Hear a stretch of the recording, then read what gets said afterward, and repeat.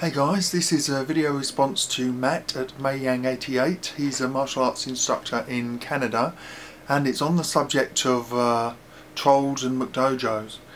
Now, first things first, you know that trolls are a real pain in the internet community, but as a martial artist I consider them to be extremely beneficial, because learning how to suppress your emotions when dealing with objectionable people, especially unreasonable people, is a very beneficial practice for real self-defense situations. Obviously the last thing you want to do, in Matt's case he's a third dan, the last thing you want to do is have deadly proficiency and then be losing your temper every second somebody looks at you the wrong way.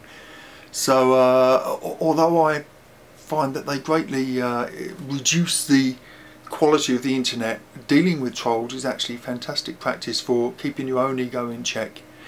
That being said, people who just come and spam your videos or just put nastiness just for its own sake do need to be dealt with sometimes. My approach is very much like yours, Matt, which is that I try and reason with them in the first case, and then if I can't reason with them I delete them and block them. If they just come on with abuse straight away, I just block them quietly and never bother to respond to them at all. Now, this phrase McDojo, sorry, I've written down a lot of notes because I'll forget otherwise. McDojo is basically a cheap shot used to try and disempower people, much like calling somebody a racist when they're simply making points about race. They're not making derogatory points.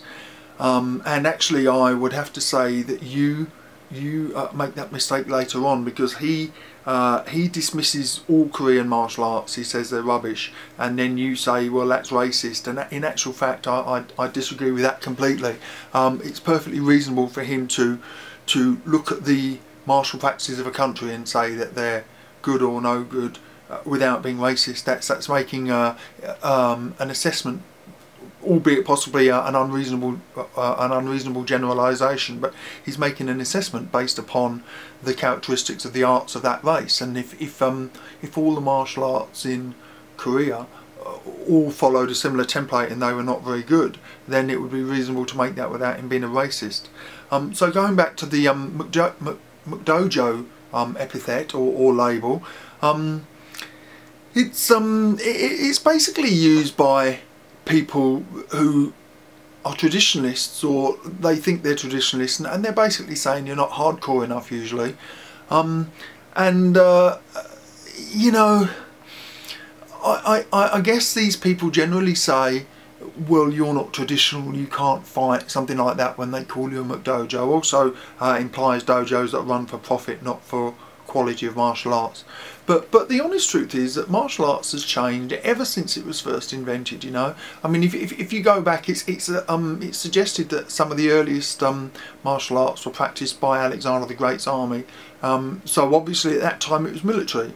But if you look at the introduction of martial arts to China, then that was by the monk Bodhidharma, and it was suggested that he actually taught the monks martial arts simply so that they would be fit enough to meditate.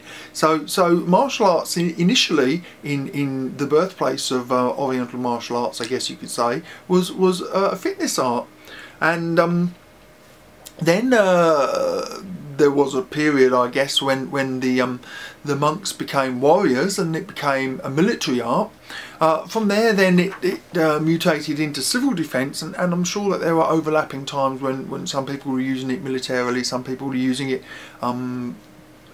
to supplement law and order.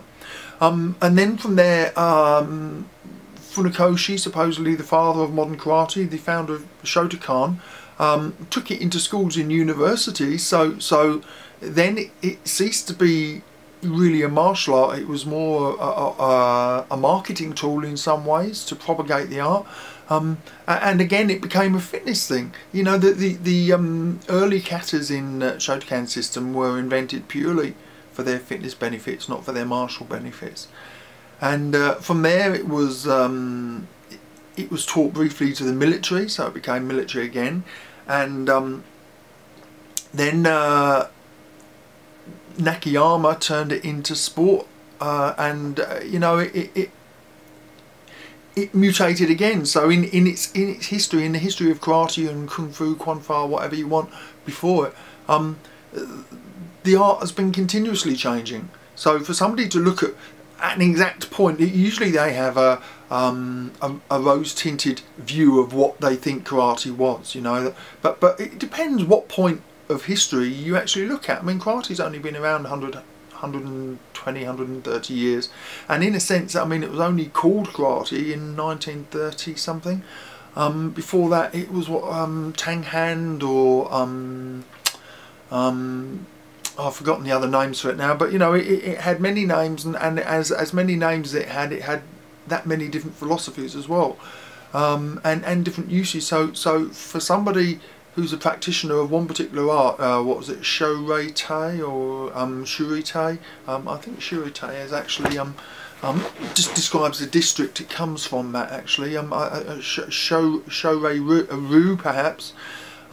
To look at your style and declare that that's hard enough, and that style that isn't like yours is not hard enough, is tremendously arrogant. That being said, it's reasonable to make comparisons between styles. I mean, I'm sure if any of us, if our dojo's shut and we had to go and choose another style, we'd make exactly such comparisons, you know. We'd decide what we needed it to do, and then we'd go and find clubs or styles that did that kind of thing.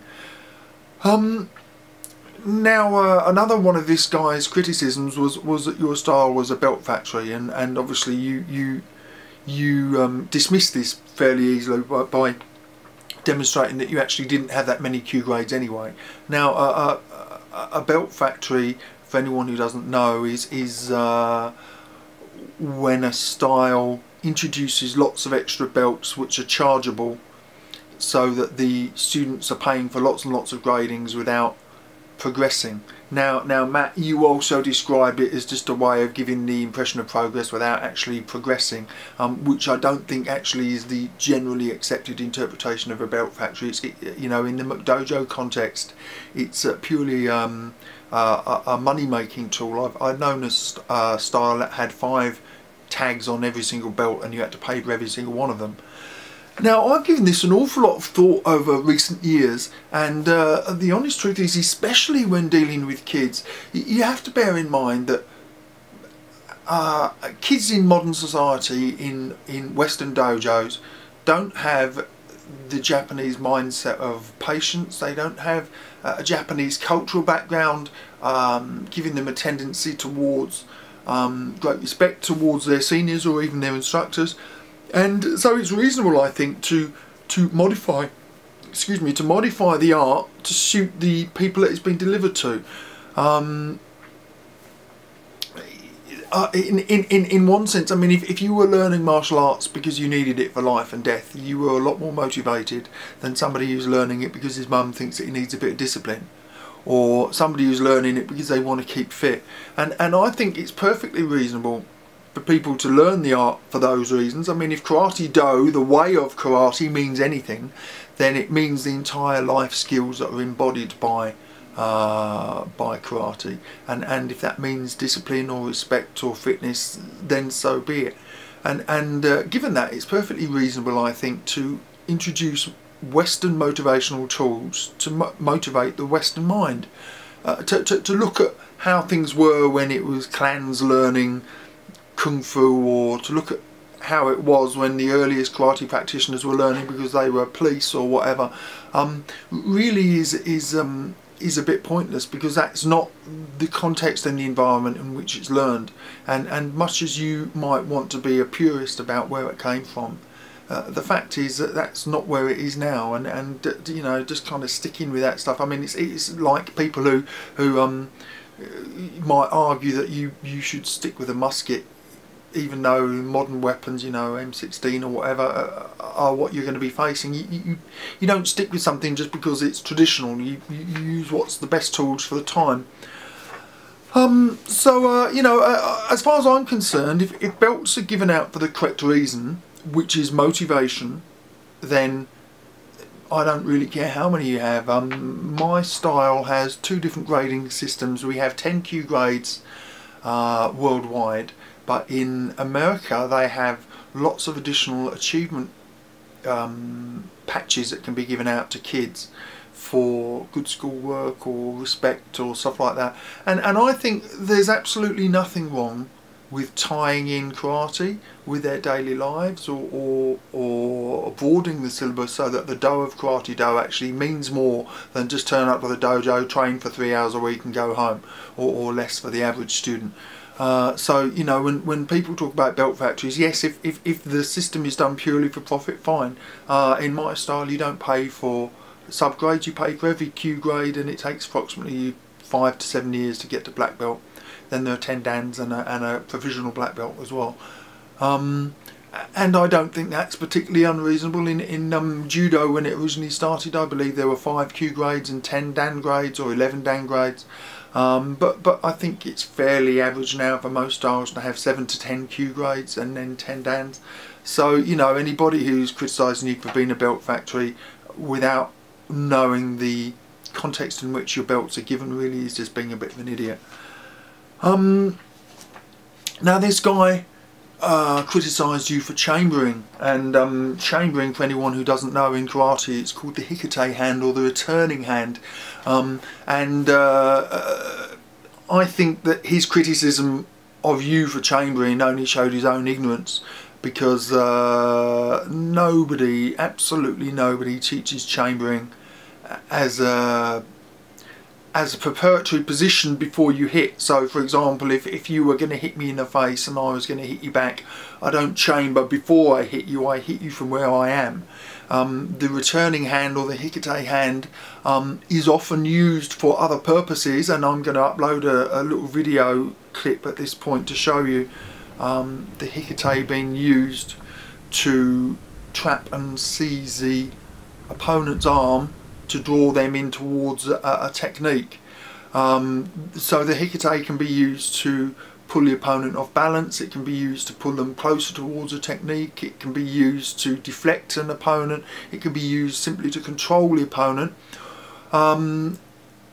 So, you know, to criticise chambering really shows a gross ignorance of the function of chambering whatsoever. So honestly, I don't know anybody who teaches chambering as a preparation for a punch, except in Kihon or basics, when it's just done to simplify Renzuki, which is alternating techniques.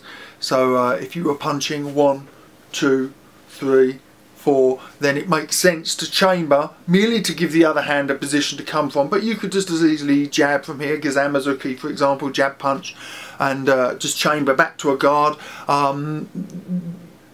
The idea really is merely that the hand resets ready for use again, so that you're kind of not stuck there, and then what do you do with this hand?